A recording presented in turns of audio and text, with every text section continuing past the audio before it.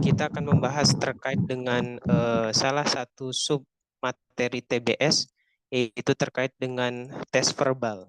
Tapi sebelum itu, supaya kita saling mengenal dulu ya, izin memperkenalkan diri. Nama saya Burhanuddin dan sekarang alhamdulillah saya menjadi Wardi LPDP dan kuliah sekarang di UPI dengan jurusan Pendidikan Dasar. Dan teman-teman di sini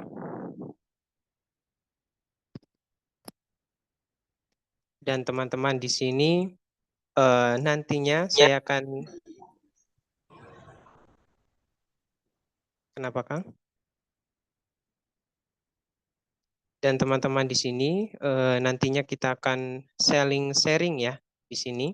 Saling sharing nanti kalau misalkan ada penjelasan yang kurang dari saya, tolong saling mengarahkan saja, tidak apa-apa teman-teman.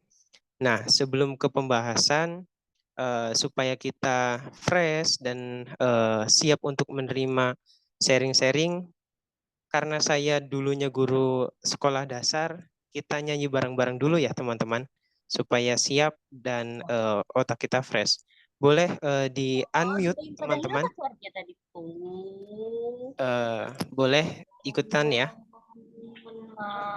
Di situ di kolom chat saya sudah mengetik beberapa bait kata-kata dengan nanti teman-teman bisa bernyanyi bersama-sama ya. Saya contohkan dulu. Mari kita belajar, mari kita belajar, belajar bersama-sama.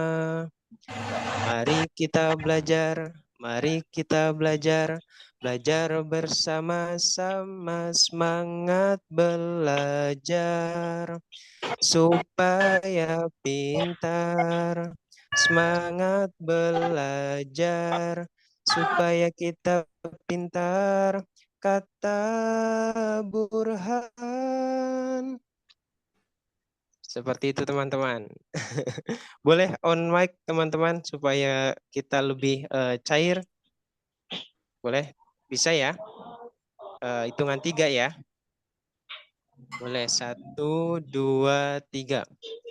Mari kita belajar, mari kita belajar, belajar bersama-sama. Mari kita belajar, mari kita belajar, belajar bersama-sama, semangat belajar supaya pintar, semangat belajar supaya kita pintar, kata Burhan. Yeay. Oke, terima kasih teman-teman. Ya, ini adalah salah satu cara saya ketika mengajar, pun rupanya sedikit efektif ya ketika diterapkan ke teman-teman yang sebaya. Semoga lebih dan lebih siap dalam sesi mengefektifkan waktu. Kang minta tolong share screen. Oh, sudah, sorry. Udah kan? Oke, teman-teman, bismillah. Jangan lupa juga siapkan buku catatannya karena itu nanti bahan dari teman-teman yang sangat mudah dipelajari kalau misalkan catatan sendiri ya. Oke, kita akan bahas verbal yang mana nantinya 30 menit. Tolong nanti teman-teman harus memanage waktu dan sebaik mungkin. Boleh langsung ke nomor 1, Kang Dimas, punten.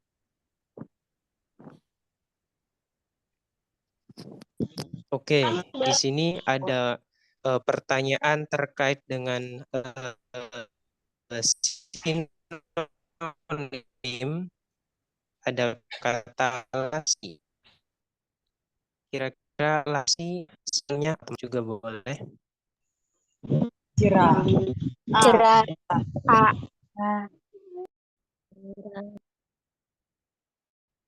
Nah, mantap. Untuk soal insya Allah bisa lah ya dimaksimalkan. Betul, jawabannya lasi itu menurut KBBI adalah takut atau jera. Jadi jawaban yang betul adalah A. Betul ya? Aman untuk nomor 1. Boleh next sekarang nomor 2.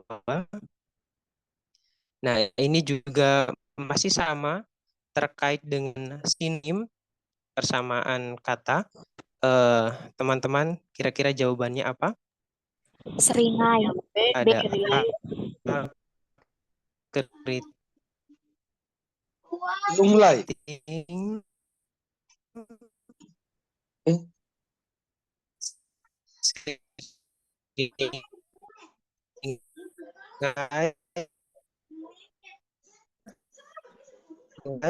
Biasanya ini kata-kata ini ditunjukkan di salah satu hewan, biasanya monyet itu menyeringai ataupun apa ya, tertawa gitu ya. Jawabannya betul, yaitu B. Kang Burhan, punten kayaknya Nomor jaringan Kang 3. Burhan kurang stabil ya. Boleh. Jaringannya kurang stabil kayaknya yang Kang Burhan. Soalnya suaranya putus-putus.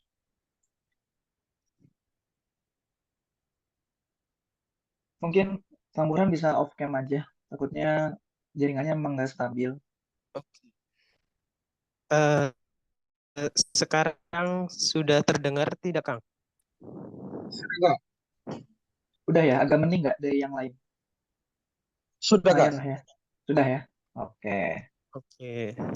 Sorry. Silakan. Nanti Silakan. tolong kalau misalkan suaranya tidak ada, diingatkan ya. Oke, lanjut nomor 3. Setelah tadi nomor 1 dengan 2 terkait dengan sinonim, ini ada antonim.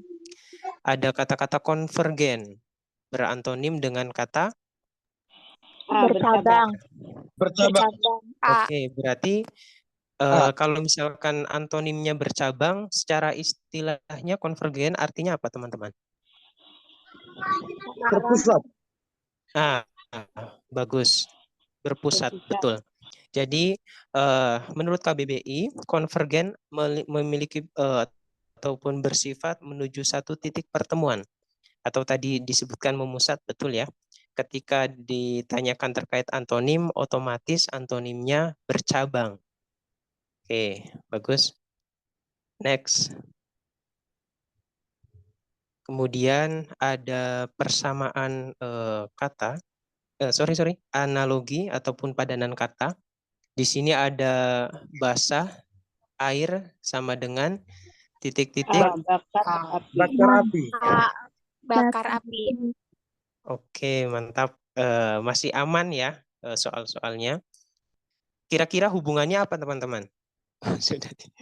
Oke. Nah, bakar disebabkan oleh air, basah disebabkan oleh air, sedangkan bakar disebabkan oleh api.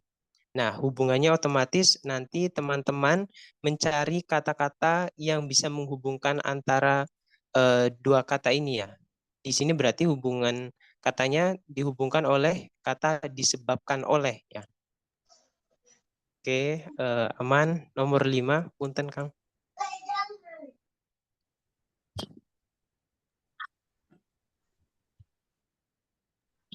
Oke, ada yang nanya, kalau lebam gimana, Kang? Kamboja. Laos. Oke, nomor Korea 4 ya Utara. masih ya. Korea Nah, Utara. Korea di Utara. sini Korea Utara. Laos. Korea Utara, Pyongyang. Korea Utara. suara saya terdengar nggak, teman-teman? Terdengar jelas Kak. Dengar, Oh, Kang. terdengar. Oke, siap. Nah, di sini ada kata-kata Jakarta, titik 2 Indonesia sama dengan Pyongyang. Nah, otomatis di sini kita membutuhkan kata hubung apa kira-kira, teman-teman? Ibu kota. Ibu kota. adalah ibu kota Indonesia. Ibu kota. Adalah ibu kota Korea Utara. Oke, good, bagus, betul ya. Untuk nomor 5, ibu kota. Nah, di chat itu ada yang berpendapat nomor 4, Kang. Punten. Nah, di sini teman-teman mungkin karena rujukannya ya, dari saya sendiri untuk soal-soal ini diambil dari buku CPNS ataupun P3K dan buku perba lainnya ya. Mungkin ada di beberapa buku yang disebutkan teman-teman tadi, jawabannya kenapa enggak D, lebam ataupun pukulan ya. Memang di beberapa buku ada yang membahas terkait dengan basah itu dikarenakan ataupun disebabkan oleh api, air gitu ya. Dan bisa juga lebam disebabkan oleh pukulan. Tapi untuk lebih spesifiknya teman-teman, di sini ada zatnya disebabkan oleh zat air, sedangkan bakar disebabkan oleh zat api. Kalau menurut saya seperti itu teman-teman. Jadi jawaban yang betul menurut saya A. Walaupun memang ada di beberapa buku ada juga yang jawabannya D ya teman-teman. Oke, itu penjelasan dari saya. Mungkin boleh dilanjutkan.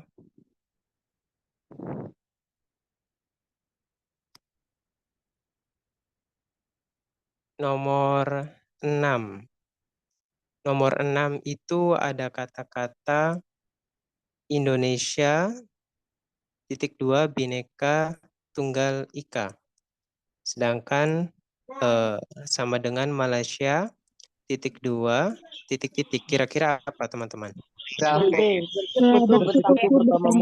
Bertambah mutu. Bertambah mutu ya. Oke, kira-kira padanan ataupun penyambung katanya apa teman-teman? Semboyan. Semboyan. Oke, Indonesia good. semboyannya Bhinneka Mantap. Tunggal Ika. Uh-uh. Semboyannya bersekutu tambah mutu. Betul ya. Di sini teman-teman selain tadi bisa menggunakan kata-kata semboyan, pun teman-teman dituntut untuk mengetahui wawasan umum secara luas ya. Karena kalaupun teman-teman ngeh bahwasanya terkait semboyan, tapi kalau misalkan teman-teman tidak mengetahui semboyan Malaysia, saya yakin kira-kira jawabannya bisa jadi salah. Oke. Betul jawabannya untuk yang nomor 6 itu B. Indonesia Bhinneka Tunggal Ika, sedangkan Malaysia bersekutu bertambah mutu. Oke, boleh lanjut Kang. Nomor 7, titik-titik, Thomas A. Edison sama dengan titik-titik James Watt. D. Bola lampu mesin D. Bola uap. lampu mesin uap. D. Bola lampu mesin uap. Kira-kira apa nih teman-teman kata padanannya? Ditemukan oleh mesin uap ditemukan oleh Thomas Edison. Betul, betul. Ditemukan. Penemu ya. Oke, Ya. betul jawabannya itu D. Bola lampu ditemukan oleh Thomas A. Edison, sedangkan mesin uap ditemukan oleh James Watt.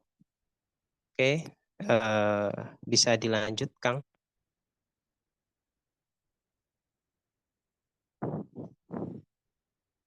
Nomor 8, ada kata-kata programmer, software, sama dengan titik-titik.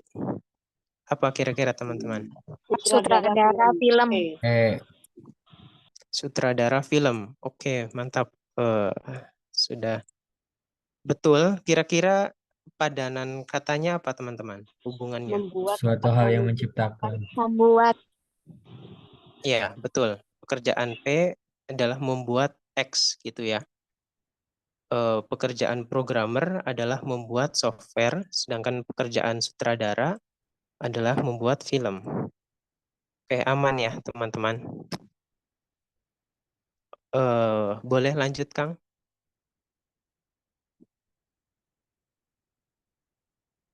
Nomor 9.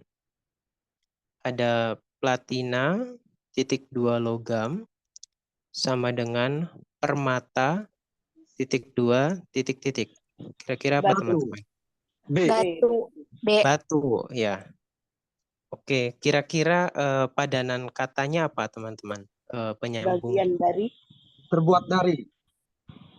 salah satu jenis ya. Ya, Platina bagian adalah dari. salah satu Platina jenis bagian dari logam. logam. Boleh. Mata bagian dari. Permata. Oke, udah betul. Jawabannya B, batu. Kemudian nomor 10, Kang Punten. Nomor 10. Mana yang tidak masuk dalam kelompoknya? Delta. Salak D. Magelang. Salak Magelang. Salak Salak Magelang. Magelang. Kira-kira apa yang Bentuknya. Bentuknya Kak. Bentuknya beda. bentuknya ya? Iya. Beda. Buah yang bentuknya apa kira-kira teman-teman? Bulat kasih. Bagus. Bulat. Bulat. Oke, bulat ya. Ataupun berbiji kecil. Boleh bisa masuk juga. Jawaban yang betul adalah D, betul ya. Buah yang bentuknya bulat atau tadi ada yang dicat juga yang berbiji kecil. Bisa. Oke, lanjut. Nomor 11. Nah, ini mulai nomor 11 ini teman-teman harus kalau dulu pengalaman saya ketika mengerjakan TBS harus diotret-otret di kertas, teman-teman. Boleh dikasih waktu 1 menit untuk otret-otret kali ya. Kira-kira jawabannya apa? Boleh di kolom chat atau on mic Kak. langsung. Yang E. Ada E. guru. Yang B. E. Yang Yang E. E.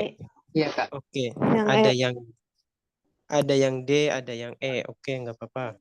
Kak. Yang E kira-kira digambarkannya gimana teman-teman? Ini Kak. Gimana? Bisa langsung jawab ya. Boleh. Ini Kak, kan kita langsung aja itu kan ada di sini. E dan H tidak harus bersama gitu. Jadi berarti kita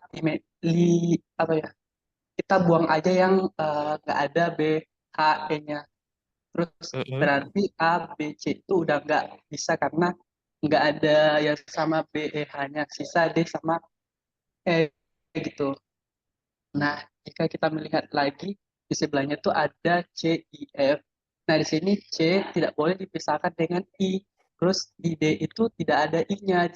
Sedangkan di E itu ada I. Jadi jawabannya E gitu. Supaya lebih cepat sih. Bang. Oke, tapi Mas pakai itu enggak? Pakai gambar enggak? Saya langsung baca anunya aja. Nggak langsung pertanyaan terus cari anunya. Oke, sip. Yang lain ada cara lain enggak kira-kira? Ataupun yang jawabannya D, kenapa?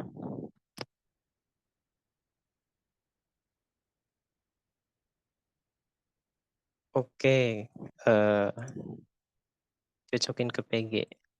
Oke, langsung kita bahas saja. Nah, kalau saya, itu pengalaman saya kemarin, ketika menemukan soal seperti ini, biasanya saya pasti menggunakan otret-otret ataupun membuat gambar ya, supaya lebih jelas. Langkahnya, kalau saya dulu, itu ketika berkaitan dengan gambar ataupun kotak gitu ya, bikin kotak terlebih dahulu, kemudian clue awalnya itu apa, dan masukkan data sesuai perintah hingga selesai. Kalau itu dulu saya ya. Nah, di situ kan dijelaskan bahwasanya 3 tim pendaki gunung harus dibentuk dengan masing-masing tim terdiri atas 3 orang. Nah, di situ awalnya saya membuat 3 kotak, teman-teman. Karena nantinya berisi 3 orang ya. A harus berada dalam satu tim dengan D. Saya menuliskan di kotak yang paling kiri itu kotak pertama ya. Kita sebutkan kotak pertama itu A dengan D, kemudian B tidak boleh satu tim dengan G Sorry Kak, atau C. jaringannya enggak. Kita B-nya terdengar tidak teman-teman? Tadi putus-putus kan? Sekarang bagus Kak. Sekarang Oh, oke, sorry. Halo, Masya Allah. Sekarang sudah terdengar jelas teman-teman? Sudah, Kang. Sudah. Oke, kalau saya biasanya langsung ya bikin kotak, kemudian lihat clue-nya dan masukkan data sesuai perintah hingga selesai. Jadi untuk yang pertama saya lakukan di soal ini membuat kotak, 3 kotak karena disuruhnya 3 tim yang terdiri dari 3 orang. Kemudian A harus berada dalam satu tim dengan D. Saya tuliskan di kotak sebelah kiri A, D gitu ya awalnya. Kemudian B tidak boleh satu tim dengan G atau C. D saya taruh di kotak yang tengah, sedangkan G dan C-nya saya taruh di luar teman-teman. Karena memang tidak boleh kan. Kemudian clue yang ketiganya, C tidak boleh dipisahkan dengan I. Otomatis C harus dengan I. Saya taruh di kotak yang ketiga. Kemudian E dan H harus berada dalam tim yang sama dengan B. Nah, otomatis EH itu berada di kotak tengah. Kemudian sedangkan F harus dipisahkan dengan A. Nah, kita sudah tahu nih, sudah penuh ya. Jadi ketika tiap tim yang dapat dibentuk adalah yang E, betul. Jawabannya E. ADG, BHE, CIF. Sampai sini jelas tidak teman-teman? Yang tadi jawabannya ada yang salah, yang D. Aman teman-teman? Atau ada pertanyaan? Aman?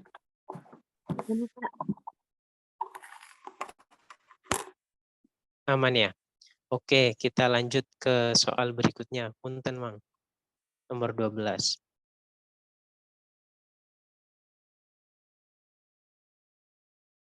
Oke, nomor 12 juga soalnya harus jawabnya di otret-otret juga ya. Boleh 1 menit. Ataupun kalau misalkan sudah ada jawaban, C. Langsung on mic. C. Ada C. lagi? C Bayu juga. dan Caca. Sama yang C, Bayu dan Caca. Oke, alhamdulillah mayoritas betul ya. Kita langsung bahas saja. Jadi hampir sama dengan nomor yang 11. Kita harus membuat sketsanya dulu supaya lebih jelas. Nah, untuk di gambar ini saya membuatnya 5 lingkaran teman-teman untuk memperjelas. Tapi ketika nanti teman-teman dihadapkan dengan soal TBS pada saat hari H, diharapkan cukup hanya membuat 1 gambar saja supaya tidak memakan waktu gitu ya. Di sini saya menggambar 5 supaya jelas. Yang pertama yang teman-teman harus ketahui yaitu istilah tentang berhadapan, kemudian bersampingan atau berseberangan gitu ya, supaya tidak salah dalam memahami clue-nya. Oke, di sini ada pernyataan pada suatu acara terdapat 8 orang yang duduk melingkar mengelilingi meja bundar. Nah, di situ otomatis kita harus membuat lingkaran dengan 8 titik karena ada 8 orang duduk ya, teman-teman. Ke-8 orang tersebut adalah Aga, Bayu, Caca, Doni, Edo, Firsa, Gilang, dan Heni. Posisi mereka adalah sebagai berikut. Nah, teman-teman boleh nama-nama tersebut dikasih clue-nya misalkan Aga dengan A, B, Bayu dengan B gitu ya, supaya tidak supaya mempermudah teman-teman. Kemudian clue yang pertama, Edo duduk berseberangan dengan Aga. Edo berseberangan dengan Aga, yang lingkaran pertama. Nah, ini untuk lingkaran pertama sebenarnya ketika teman-teman menggambarkannya tidak seperti saya juga tidak apa-apa untuk clue yang pertama ya. Misalkan tadi berseberangannya agaknya di bawah ataupun agaknya di atas tidak apa-apa, tidak menjadi masalah. Ataupun agaknya di atas kiri kemudian Edonya di bawah kanan itu juga nggak apa-apa teman-teman. Yang penting teman-teman mengerti terkait berseberangan tersebut. Kemudian clue yang kedua, Firsa duduk di antara Heni dan Caca. Firsa duduk di antara Heni dan Caca. Nah, itu saya menuliskan di lingkaran yang kedua. Firsa duduk di antara Heni dan Caca. Nah, otomatis sebenarnya Heni dengan Caca itu bisa menjadi dua kemungkinan ya teman-teman. Bisa jadi Caca di atas ataupun Heni yang di atas. Tapi saya di sini langsung menuliskan clue yang benarnya. Kemudian nomor clue yang ketiganya ada Caca dan Doni duduk tepat berhadapan. Caca dan Doni duduk tepat berhadapan. Otomatis Doni berada di samping paling kanan ataupun di jarum jam nomor 3. Kemudian clue yang keempat, Heni duduk 2 kursi terpisah dari Aga. Heni duduk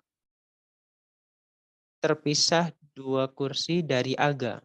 Nah, kemudian clue yang kelima, Gilang duduk di antara Bayu dan Doni.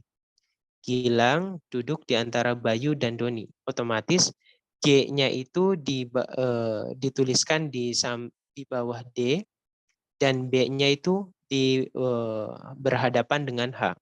Jadilah gambar yang sesuai itu sesuai nomor 5. Jika yang ditanyakan itu siapakah yang duduk di samping Aga, otomatis jawabannya adalah Bayu dan Caca. Seperti itu teman-teman. Jelas ya? Atau ada yang mau ditanyakan? Jelas ya? Jelas, Kak. Oke. Punten Kang, nomor 13. Nah, 13 juga harus diotret-otret. Kira-kira jawabannya apa teman-teman? 2B. B. Oke, langsung kita bahas saja. Nah, di sini juga sama. Saya harus menuliskan juga untuk memperjelas ya. Keterangannya merah, biru, hitam, putih, hijau. Nah, di situ kan ada beberapa clue ya. Dalam lapangan parkir tersedia 6 tempat parkir berderetan. Nah, tempat parkirnya saya gambar kotak berderetan berjumlah 6. Kemudian diberi nomor 1, 2, 3, sampai 6 gitu ya. Kemudian 5 buah mobil yang berwarna berbeda, satu sama lain yaitu biru dan lain sebagainya diparkir di tempat tersebut. Nah, kemudian ada clue seperti nomor 1. Mobil merah harus diparkir di nomor 3. Nah, ini menjadi patokan. Kalau misalkan sudah disebutkan pasti langsung tuliskan ya, teman-teman. Berarti saya tuliskan mobil merah M itu di nomor 3. Kemudian clue yang kedua, mobil biru harus diparkir di samping mobil hitam. Nah, mobil biru harus diparkir di samping mobil hitam. Di situ saya menuliskan sebenarnya bisa jadi birunya di dekat merah ataupun birunya di paling depan kalau misalkan kita hanya membaca clue yang kedua. Seperti itu ya. Tapi ini soal dengan jawaban yang sudah benar, otomatis birunya itu di angka nomor 5, hitamnya di angka nomor 6. Kemudian clue yang ketiga, mobil hijau tidak boleh diparkir di samping mobil putih. Nah, otomatis dengan clue tersebut, hijau tidak boleh paling pinggir. Jadi harus di bagian nomor 4. Dan jika mobil putih diparkir di 1, mana tempat parkir yang kosong? Otomatis teman-teman bisa menjawab yang kosong itu di parkiran nomor 2 ya teman-teman. Jelas teman-teman? Jelas, Kang. Jelas. Alhamdulillah. Boleh Kang lanjut. Nah, nomor 14 ini terkait dengan silogisme ya. Sepulang sekolah, Alia mencari ibunya, lalu ayahnya mengatakan ibu berada di luar atau di dalam rumah. Ternyata setelah dicari kembali, ibu sedang di luar rumah. Jadi simpulan yang tepat adalah A. Oke, betul ya. Oke, mantap. Boleh lanjut Kang. Nomor 15. Masih dengan soal yang hampir sama terkait silogisme.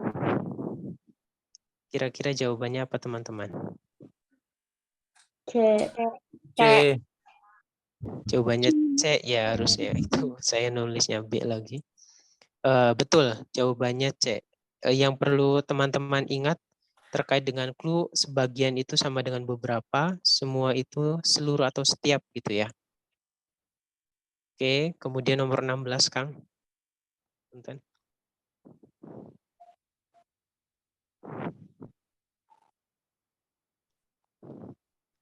Ajeng selalu ke kantor mengendarai taksi jika kereta api dari stasiun induk datang terlambat. Hari ini jadwal keberangkatan kereta api dari stasiun induk tertunda 1 jam. D. D. Apa Hari teman-teman? D. D. Oke, betul.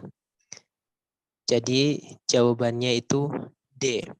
Hari ini Ajeng berangkat ke kantor mengendarai taksi. Nah, di situ ada clue-nya. Terlambat itu tertunda itu sama dengan terlambat ya, teman-teman. Jadi hari ini Ajeng berangkat ke kantor mengendarai taksi. Boleh dilanjut, Kang.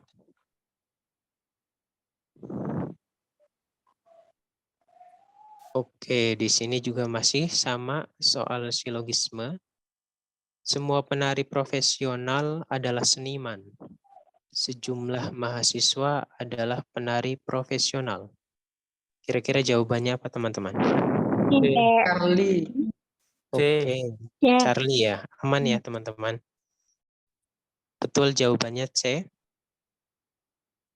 Boleh lanjut, Mang.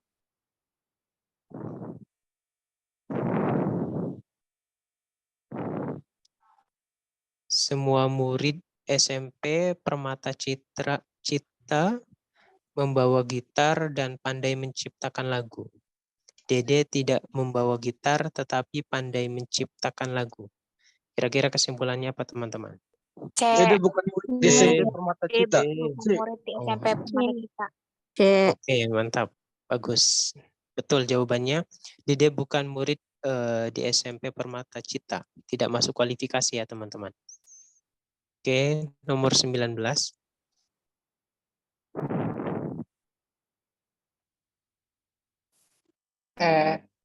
Kira-kira apa, teman-teman? E. Oke, Anissa lebih tinggi dari Desi dan Nadia. Anissa sama tingginya dengan Farida. Nah, ini bisa dituliskan lagi. Jawabannya betul E. Oke, bisa next, Kang.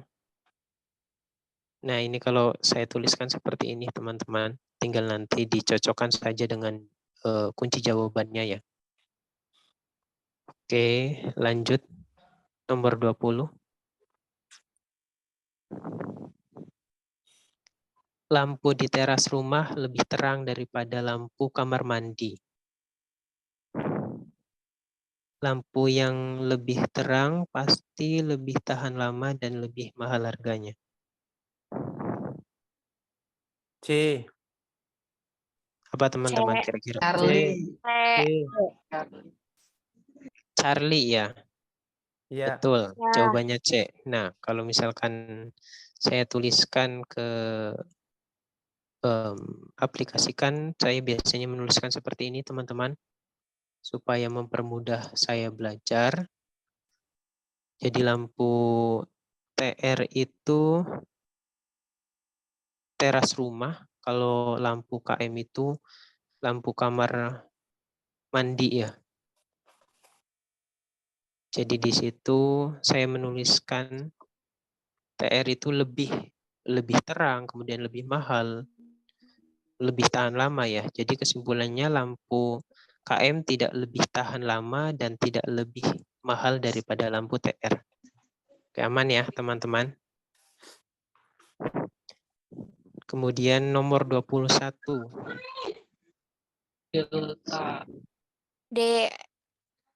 D. Delta. D. Oke.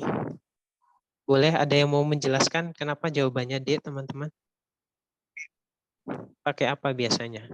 Langsung kah atau Kalau bagaimana? langsung aja gitu. Ya langsung aja. Langsung aja. Langsung ya. Iya. Oke, kalau misalkan memang sudah terbiasa, bagus teman-teman. Langsung supaya tidak memakan waktu banyak ya. Iya. Tapi juga bisa dituliskan. Nah, kalau misalkan dituliskan, saya nulisnya seperti ini, teman-teman. Nomor 21, Kang. Nah, seperti ini. Jadi supaya lebih jelas, lebih akurat, jawabannya tadi D ya, Siva dengan umur paling muda yaitu 10 tahun. 10 tahun. Oke. Kemudian next, Kang Intan. Andi akan mengungguli apa ini? Menggunduli rambutnya. Jika ia naik kelas, apa inverse dari pernyataan di atas? Kira-kira apa teman-teman? Bravo. Bravo, betul ya. Ih. Inverse itu diingkari ya. Iya betul. Jawabannya B. Oke. Terus Kang, nomor terakhir, the last number. Jika Reva membeli rok, maka ia juga membeli shawl. Jika Reva membeli shawl, maka Sasa membeli jaket. Sasa membeli celana. Otomatis kesimpulannya apa teman-teman? B.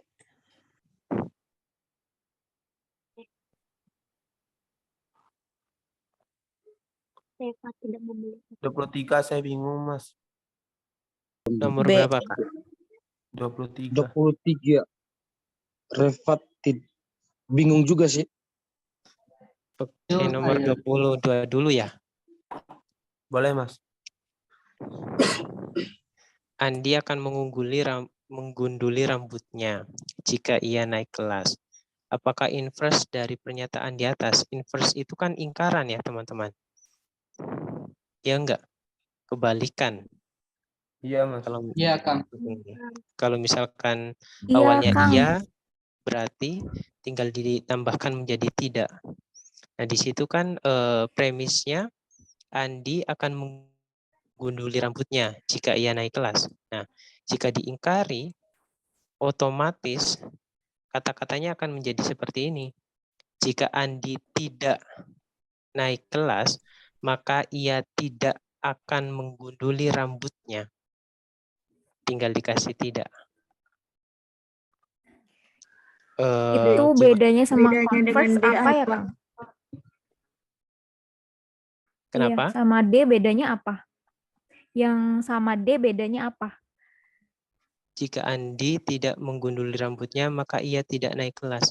Nah, kalau misalkan sepengertian saya, otomatis premis yang pertama kata-katanya tidak boleh, susunannya harus sama, Teh. Jadi harus dibalik. Seperti itu. Jadi yang awalnya katanya Andi akan menggunduli, rambutnya dibalik di paling akhir, kemudian jika naik kelasnya ditaruh di bagian depan. Oh, jadi nggak boleh sama ya, Kang, ya, susunannya ya? Iya. Kebalikannya. Oh, gitu. Beda arti, Nak. Berarti D ya, Mas? B. Bravo. Bravo, Kak. Eh, Gimana? Oke. Clear atau mungkin ada ada yang masih mengganjal? Aman? Itu D, Mas. Yang jawabannya nih, jika Andi tidak naik kelas. Yang B, Kak. Oh, yang D. Iya. Oh, iya. Oke, clear ya? Kang, soalnya kemarin kan saya sempat cari di internet inverse, terus ada juga apa namanya converse gitu loh. Ternyata itu kan sama-sama tuh. Nah, cuman kalau mungkin salah juga sih yang di Google itu lihatnya kan referensi artikel gitu. Jadi ada yang kayak converse, ada inverse. Kayak gitu, Kang. Oke. Iya, sepengetahuan saya memang seperti itu, Teh. Oke. Oke. Jadi intinya kalau di sini nggak boleh susunannya sama ya? Iya. Ketika inverse ya. Boleh bertanya nggak? Boleh, Kang. Berarti nanti kalau misalkan ada lagi yang kayak gitu, berarti kita yang ambilnya yang pas akhirnya gitu, terus ditempatkan di depan kayak misalkan Andi akan berambut jika ia naik kelas. Berarti jika Andi naik kelas, berarti kita putar gitu atau gimana? Hanya hal tertentu atau gimana? Oke, iya, betul. Biasanya memang ada formulanya, teman-teman. Tapi di sini sepengetahuan saya, nanti tolong barangkali ada yang salah diluruskan. Ketika menemukan soalnya yang seperti ini, dibalik dengan memberikan pernyataan tidak, atau kalau misalkan yang awalnya iya, berarti menjadi tidak iya. Seperti itu.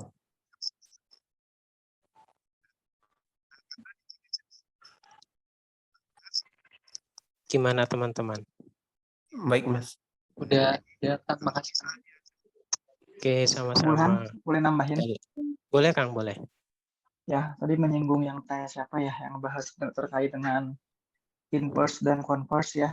Memang itu betul gitu. Nah, cuman pola dalam ini tuh kan adalah silogisme hipotetik ya. Silogisme hipotetik itu yang ditandai dengan jika maka, atau polanya itu adalah jika P maka Q. Nah, sebetulnya ini polanya itu terbalik di soal itu. Ya, terbaliknya apa? Saya izin pakai ini ya. Masih.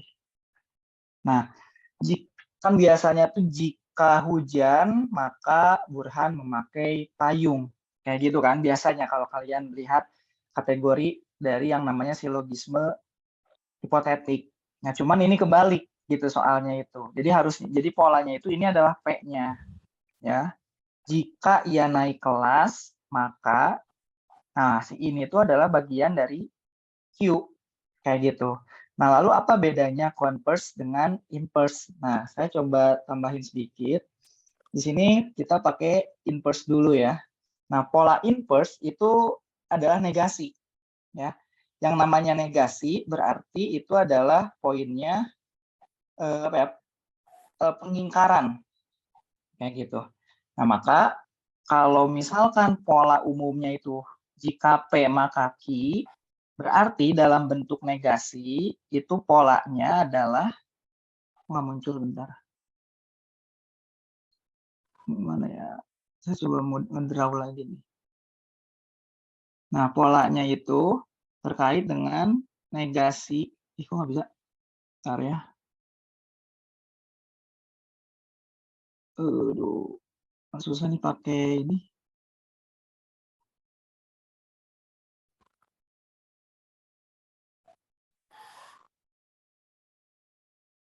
Kalau pakai ini anonet ada yang ngerti nggak sih buat balik lagi ke ini yang mana ya? Yang pernah pakai nggak? Selain ngedraw. Nah. Yang gambar tempat sampah. tempat sampah ya. Oke, clear. Nah, jadi kalau inverse itu kan kalau pola umumnya itu jika P maka Q itu pola umumnya. Nah, kalau inverse-nya itu berarti apa? Negasi P gitu kan. Nah, ini yang disebut dengan inverse. Berarti kalau negasi Q itu jawabannya apa? Jawabannya itu juga sama. Karena ini negasi Q berarti jawabannya itu adalah karena negasi P berarti jawabannya itu adalah negasi Q. Ini kalau yang bentuknya inverse. Nah, kalau yang converse itu apa bedanya? Nah, kalau converse itu bukan pengingkaran, tapi kalau converse itu adalah kebalikan. Nah, pola umumnya itu kan P maka Q, kalau inverse-nya itu negasi P maka negasi Q. Nah, kalau converse karena kebalikan itu dibalik posisinya yang tadi disebut sama teh siapa ya tadi sebelumnya. Jadi polanya itu kalau converse bukan P maka Q, polanya itu justru kebalik. Nah, polanya apa? Nah, Q maka P. Nah, itu ya yang bedanya antara inverse dengan converse ya. Jadi kalau inverse itu negasi, kalau converse itu kebalikan. Gitu mungkin ya. Nah, yang membuat Kang Teteh bingung mungkin ya, rekan-rekan bingung di sini karena polanya ini. Andi akan menggunduli rambutnya jika ia naik kelas. Betulnya ini pola yang kebalik gitu ya, pola yang dibalik. Karena kan harusnya tuh jika ia naik kelas, maka Andi menggunduli rambutnya. Nah, mungkin itu sedikit sharing pemahaman tentang silogisme hipotetik ya. Jadi kalau misalkan rekan-rekan ada tambahan, silahkan gitu kita diskusi. Kak, berarti yang nomor 22 ini converse. Yang mana? Yang nomor 22. Yang nomor 22 karena ditanyanya inverse, ya kan? Karena ditanyanya inverse kan? Enggak, Ini kan maksudnya yang awalnya, Kak. Yang awalnya ini, yang soalnya ini Andi akan mundur rambutnya jika naik kelas. Berarti dia itu pola converse. Iya, dia itu pola converse. Karena pola aslinya tuh jika ia naik kelas, maka Andi menggunduli rambutnya. Gitu, Kak. Oke, makasih, Kak. Iya, siap-siap. Gimana, Teh Santi? Jika kalau negasi P jadi negasi Q itu inverse, itu apa? Rumus inverse. Iya kan, maksudnya jadi bukan yang harus jawabannya D ya, jadi misalnya dibalik, bukan itu tetap jawabannya D gitu ya? D atau apa? Nggak, ini balik dulu ke ini Teh Tanti, balik apa? Balik ke ininya nih, ke premisnya. Ini tuh premisnya kebalik Teh Tanti. Tuh, ya. Oke, Kang. Nah, jadi premisnya yang di converse dulu yang tadi. Jadi premisnya itu ke converse dulu. Kalau misalkan premisnya di converse kan tetap si jika ia naik kelas tuh nggak berubah jadi Q. Tapi jika ia naik kelas itu tetap dia itu disebutnya P kayak gitu. Jadi memang ini agak rumit karena ada converse dulu sih kalau menurut saya soalnya. Gitu ya nanti. Tapi memang polanya tetap nanti negasi Q sama dengan negasi P sama dengan negasi Q kayak gitu. Mungkin gitu ya, tambahan aja sih. Karena silogisme ini salah satu yang enak sebetulnya. Salah satu caranya kalau rekan-rekan rekan-rekan bisa pakai feeling, bisa pakai sekilas, tapi kalau misalkan ngerti polanya juga itu lebih cepat gitu. Jadi ada istilahnya silogisme hipotetik, silogisme kategorik, silogisme disjungtif. Nah, itu sedikit aja pahami, nggak usah mendetail. Nanti bisa sedikit membantu ketika mengerjakan. Dengan melihat doang, kelihatan polanya, langsung dapat jawabannya. Gitu ya. Mungkin silakan Kang Burhan, lanjut. Berarti P itu ditandai dengan kata jika ya? Betul. P itu biasanya identik dengan jika ia naik kelas, maka apa kayak gitu ya. Berarti kalau kalau kita ada artikan. berarti itu P berarti ya? Iya, itu P. Itu pola yang umumnya ya. Itu mungkin nanti lebih detailnya bisa dicari, dipelajari namanya silogisme hipotetik ya. Oke, terima kasih Kak. Kalau yang semua sebagian itu namanya silogisme kategorik kayak gitu. Silakan Kang Burhan.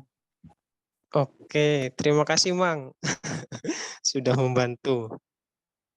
Oke, mungkin di akhir saya cuma ingin menyampaikan teman-teman untuk soal verbal ini tolong teman-teman pelajari lebih lanjut karena ini menjadi peluang teman-teman untuk memperoleh nilai terbesar. Pengalaman yang kemarin itu Mang Dimas, pas angkatan saya itu tidak ada sinonim dan antonim, tapi langsung ke persamaan ataupun analogi. Jadi kalau tidak salah itu saya mencatat nyampe 8 soal terkait dengan analogi ataupun padanan kata, jadi harus dimaksimalkan teman-teman. Mungkin itu saja dari saya. Terima kasih atas perhatiannya. Kurang. Kang Burhan, itu nomor 23 belum dibahas katanya. Oh, 23 belum, Mas. Bingung. Belum, yang nomor 23 belum. Yang 23 belum. Oh, sorry. Nomor 23. Bentar. Jika Reva membeli rok, maka ia juga membeli shawl. Jika Reva membeli shawl, maka Sasa membeli jaket. Sasa membeli celana. Nah, di sini kan dikatakan kalau misalkan Revanya membeli rok, maka ia membeli shawl kan. Kemudian premis yang keduanya, jika Reva membeli shawl, maka Sasa membeli jaket. Nah, kemudian premis ketiganya, Sasa membeli celana. Otomatis jawabannya menjadi Reva tidak membeli rok. Seperti itu. Oh iya, Mas. Itu Nggak teman-teman. paham, Mas.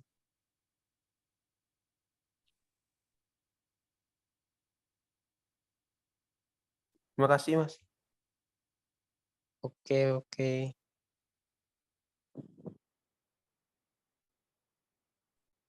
Sudah ya, Kang Burhan? Sudah, Mang.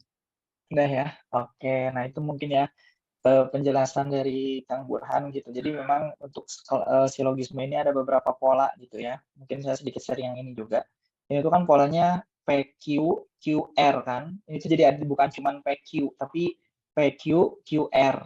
Nah, ini tinggal dicoret aja yang samanya, yang sama-sama Q-nya dicoret.